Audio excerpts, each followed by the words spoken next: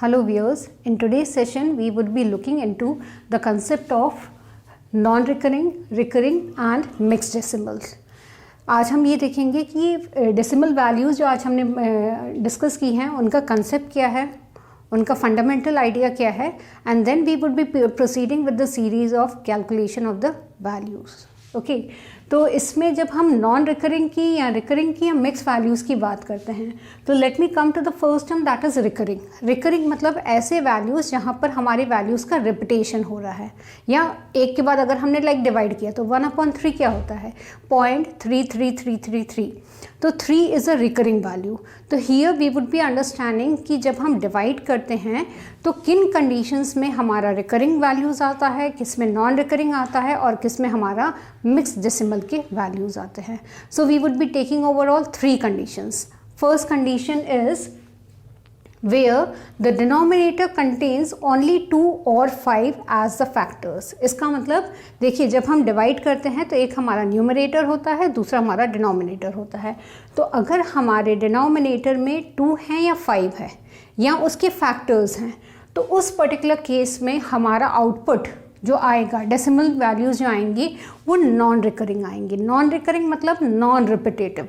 Okay, so let's say that कि अगर हम लाइक 1/2 कर रहे हैं तो 1/2, so what we get 0.5. Now 0.5 इसके लिए हम पहले क्या समझते हैं कि अगर हमारे डिनोमिनेटर में 2 है, 5 है या 10 है तो each of these values contribute to 1 significant digit. इसका मतलब अगर हम डिवाइड कर रहे हैं और डिवीजन में अगर हमारी वैल्यूज़ हैं 2, 5 या 10, सो हर एक वैल्यू के कारण हमें सिंगल वैल्यू जो है आउटपुट में डिवीजन के बाद मिलती है. तो we would look into the first example that is 1/2. 1/2 क्या आ रहा है, 0.5. अब 0.5 आ रहा है तो इसका मतलब what we are concluding that whenever we are dividing by 2 we are getting the output with 1 significant digit. Okay, और यहाँ पर रिपीटेशन नहीं है. सो जब हम केस 1 की बात कर रहे हैं, सो this is typically a non recurring case. Non recurring मतलब जहाँ पर हमारे डिवीजन के बाद जो भी हमारा क्वोशंट आ रहा है उसमें हमारा रिपीटेशन नहीं हो रहा है. Next 1/4. 1/4 can be written as 1/2 into 2. अब एक 2 के कारण हमारा एक सिग्निफिकेंट आया, इस 2 के कारण हमारा एक और सिग्निफिकेंट आया. तो इसका मतलब हमारे क्वोशंट में कितने वैल्यूज़ आएंगे, we would be getting 2 value. So that is coming out to be 0.25. Next 1/8. 1/8 will be equal to 1/2 into 2 into 2. तो इसका मतलब हमारे 3 2 हैं, 3 2 हैं, इसका मतलब हमारे क्वोशंट में 3 वैल्यूज़ आएंगी या 3 डिजिट आएंगे. Same way 1/16 is equal to 1/2 to the power of 4. 2 to the power of 4 यानी एक 2 हमें एक सिग्निफिकेंट डिजिट देगा. तो अगर 4 2 हैं तो हमें कितने सिग्निफिकेंट प्लेसेस मिलेंगे, we will be getting 4 significant places. This is the first thing. तो यहाँ पर जो हमने फर्स्ट केस लिया है that is the case where we have the denominator either 2 or the multiple of 2's. Next we take the second case जहाँ पर हम 5 के फैक्टर्स की बात करते हैं. तो यहाँ पर हमने 5 के लिए भी क्या देखा था, एक 5 एक सिग्निफिकेंट डिजिट देता है.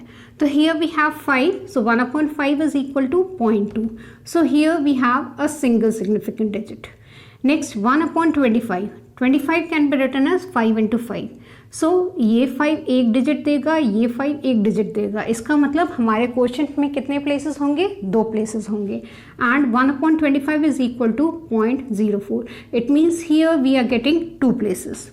Next 1/125. 125 is equal to 5 to the power of 3. 5 to the power of 3 इसका मतलब यहाँ पर हमारे 3 प्लेसेस होंगे. So this is another way how we can conclude for the cases of 5. तो ये हमने केस लिया था जहाँ पर हम 5 से डिवाइड कर रहे हैं. Now we would be taking another case which is a mix of 2 and 5. 2 and 5 जैसे अगर हमने लिखा 1/10, so 1/10 is equal to 2 into 5. It is fine. Next हमने यहाँ पर क्या देखा था, 10 will be contributing a single significant digit. तो यहाँ पर ये 0.1 आ गया. नेक्स्ट 1/20 है.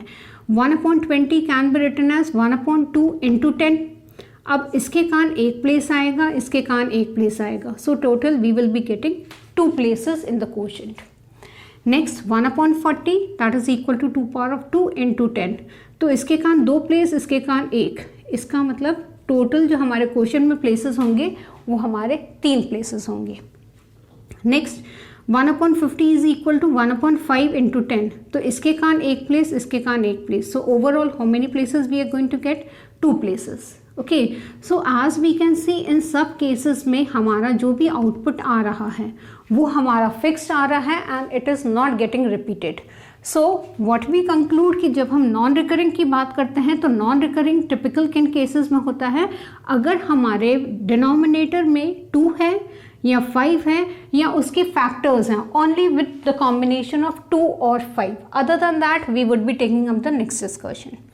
इसके अलावा we come up to another conclusion that if we have the numerator as 1, the product of the last digit and the divisor is always 0। इसका मतलब अगर हमारा न्यूमरेटर 1 है तो उस केस में हमारा क्वोशंट का जो आखिरी डिजिट है और जो डिविजर है that is always going to be 0। Now what does it mean and how it can be understood? हमारा क्वोशंट का लास्ट डिजिट यहाँ क्या है? 5 है। डिनोमिनेटर की वैल्यू क्या है? 2 है। 5 2 ज़ा 10, लास्ट डिजिट हमने क्या देखा? 0 है। 4 है, 5 है, लास्ट डिजिट 4 5 ज़ा 20, last digit is 0। This is 8, this is 5, 8 5 is 40, last digit is 0. 16 into 5 is 90. Okay, so sorry 80. So 80 means हमारा last digit क्या होगा? 0 होगा। Next 5 2 is 10, last digit 0. 25 4 is 100, last is 0. अब यहाँ पर भी आप कर लीजिए 5 8 is 40, last digit is going to be 0. 0 into 1 0, 0 into 5 0 ही होगा लॉजिकली, ये तो 0 ही आएगा, 0 ही आएगा। इसका मतलब we come to the conclusion कि अगर हम नॉन रिकरिंग डिजिट्स की बात करते हैं जहाँ पर हमारा जो क्वोशंट है वो नॉन रिकरिंग है, और नॉन रिकरिंग किन कंडीशंस में होगा? अगर हमारा जो डिनोमिनेटर है if it is having the values of 2 5 और इट्स कॉम्बिनेशन, उन पर्टिकुलर केसेस में हमारा जो प्रोडक्ट है लास्ट डिजिट का और डिविज़र का that is always going to be 0. Okay, so this is about the case 1. Now we'll talk about case 2. Case 2 is regarding the recurring decimal. Now what is the condition for the recurring decimal? If the denominator contains 3, 7, 11 or higher prime numbers with no number being, I'll just write it, with no number being 2 or 5, क्योंकि हमने case 1 में क्या देखा है कि 2 और 5 की वजह से हमारा नॉन रिकरिंग आता है। Now because we are dealing with the case of recurring, so obviously we don't want to have 2 और 5। तो इसका मतलब 2 और 5 नहीं है, तो what are the numbers that we want? We want the combination of only prime numbers. Prime numbers are typically those numbers which are divisible by 1 and itself and it doesn't have any of the factors. Now अगर हम ऐसे करते हैं तो अगर हम examples consider करें तो सपोज 1/3 है, ठीक है, 1/3 है तो वी हैव 0.3. 0.3 मतलब 0.3333, 3 is going to be repeated. Same way 1/9 है, okay, so that is 0.11111. Next 1/11 that is going to be 0.09. ये अब 09 की हमारी रिकरिंग सीरीज चलेगी. Same way 1/7 this is another prime value. So that is going to be 0.142857. So this value will be repeated on and on. 1/17 is equal to 0.05 something ending with 7. And same way 1/19 is 0.5263 on and 1. तो इसका मतलब जब हम ये typical values देख रहे हैं तो इन टिपिकल वैल्यूज़ में अगर हम लुकअप करें except 9 all the values are prime values. Okay, so अगर हम ऐसे केसेस की बात करते हैं तो we have the quotient value to be in the form of recurring decimal. And when we talk about recurring decimal it is somewhere जहाँ पर कि हमारा जो क्वोशंट की जो वैल्यू है वो रिपीट होगी after a particular series. Now what is the another observation that we need to do is that the product of the last digit of the quotient and the divisor is always 9 with the numerator being 1. इसका मतलब अगर हम इसको multiply करेंगे so this is 9, this is 9, this is 9, 7 4s are 49, last digit 9 होगा, 7 4s are 49, this is 9 and this is 9. So this is another check where you need to stop and you need to understand कि इसके बाद हमारा जो next series of values होगा वो हमारा recurring होगा. लाइक सपोज आपने 1/7 डिवाइड किया, तो you are getting 1 4 2 8 5 7. The moment you get 7 you have to understand that okay the last digit is going to 9. इसके बाद हमारे जो भी डिजिट्स आएंगे वो अगेन रिपीटेटिव आएंगे. So this is what we get to know that if we have the denominator which has 3 7 11 और higher prime values and with the additional condition that no number is going to be 2 or 5. In those condition except 9 what we find is that हमारा recurring pattern आएगा. ठीक है, recurring pattern एक चीज़. second thing is that हमारे जो denominator हैं और हमारा क्वेश्चन का जो लास्ट डिजिट है उनका जो मल्टीप्लिकेशन है that is always going to be 9 with the condition we have the numerator as 1. Okay, so this is regarding case. Now we come to case 3. So case 3 is actually like mixed type, and when I talk about mixed type is actually a combination of recurring and non-recurring values. Now when we talk about the combination of recurring and non-recurring values, so here what will be the nature of the denominator? The denominator can contain 2 or 5, that is what we get from the non-recurring condition, and for the recurring condition the denominator can contain 3 7 11 13 17 and on the combination of prime numbers. So what do you mean of it? इसका मतलब अगर हमारे denominator में ये दोनों values का combination है तो हमारे कुछ values recurring होंगे और कुछ values non-recurring होंगे. So let's take up some examples. Like suppose we have 1/6. Now 1/6 is a combination of 2 and 3. तो 2 हमारा क्या है? 2 के कारण हमारा नॉन रिकरिंग आएगा और 3 के कारण हमारा रिकरिंग आएगा. So what we get 0.1666. तो इसका मतलब ये जो एक सिग्निफिकेंट डिजिट है वो हमारा जो है नॉन रिकरिंग है. और वो क्यों आ रहा है? 2 की वजह से आ रहा है. 3 की वजह से 6 आ रहा है जो कि एक रिकरिंग डिजिट है. Next 1/15 is equal to 5 into 3. 5 is your non-recurring and 3 is recurring. So that is going to be 0.666. So 0 is actually a contribution of non-recurring, 6 is a contribution of recurring values. Same way 1/18 is equal to 1/2 into 9. So this is your non-recurring and this is your recurring. So this is how we are going to get the values. Same way 1/22 is equal to 1/2 into 11. 11 is a prime number as we have looked up into. तो ये हमारा recurring का condition देगा और ये हमारा non-recurring का condition देगा. Besides that we need to understand that कि अगर हमारे factors 3 और 9 हैं, ठीक है, तो they are going to contribute for a single recurring digit. इसका मतलब जैसे हमने यहाँ देखा था 3 है या अगर 9 का है तो इनकी वजह से हमारे जो रिकरिंग वैल्यूज़ होंगे ना वो सिर्फ 1 होंगे.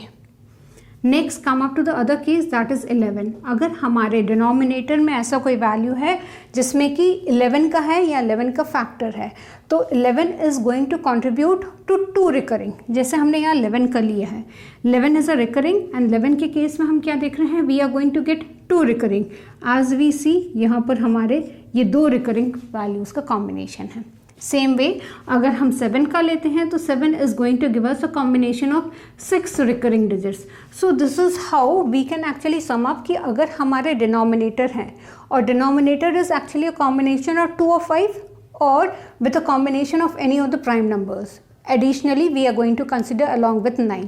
तो अगर हमारे पास ऐसे वैल्यूज़ का कॉम्बिनेशन है तो we are going to get a quotient which is having a combination of recurring and non recurring. Same way अगर 3 और 9 होगा तो उसमें एक रिकरिंग डिजिट होगा, 11 होगा तो 2 रिकरिंग डिजिट्स होगा और 7 होगा तो we will be having 6 recurring digits. Okay, so that was all about today's discussion, जहाँ हमने ये सीखा कि अगर हमें ये पहचानना है कि रिकरिंग वैल्यू होगा कि नॉन रिकरिंग होगा या मिक्स्ड डेसिमल्स होगा. तो नॉन रिकरिंग का हमने क्या कंडीशन देखा? 2 होगा या 5 होगा या उसी के factors.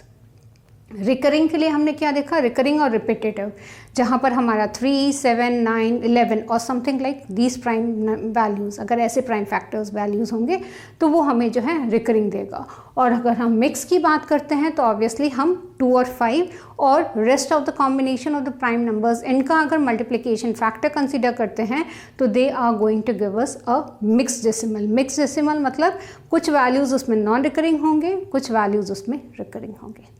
Okay, so that was all. अब हमारी जो आगे सीरीज चलेगी उसमें हम रिकरिंग डिवीजन की ही बात करेंगे यूजिंग द कंसेप्ट ऑफ वैदिक maths. Okay, so that was all about today's discussion. Thanks a lot.